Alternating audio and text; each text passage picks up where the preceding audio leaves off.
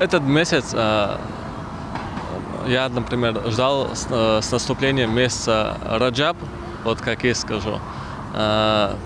Вот. И с этого месяца уже в понедельник, четверг стараюсь держать уразу. Молитву тоже с молитвами так, утренний, вечерний и ночной намаз. Утренний до, вечерний, ночной после стараюсь делать 2 раката суннат намаза.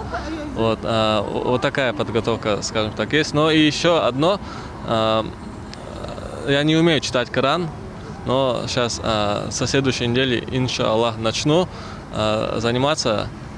Вот уроки платные, но вы знаете, вот эти деньги, которые просто можно отдать и научиться читать Коран, это умение чтения Корана, это вообще бесценно, это ни с какими деньгами не сравнится. Я там, конечно, это пока что не понимаю до конца, но я думаю, иншаллах, когда уже буду читать Коран, тогда вот пойму ценность этого умения.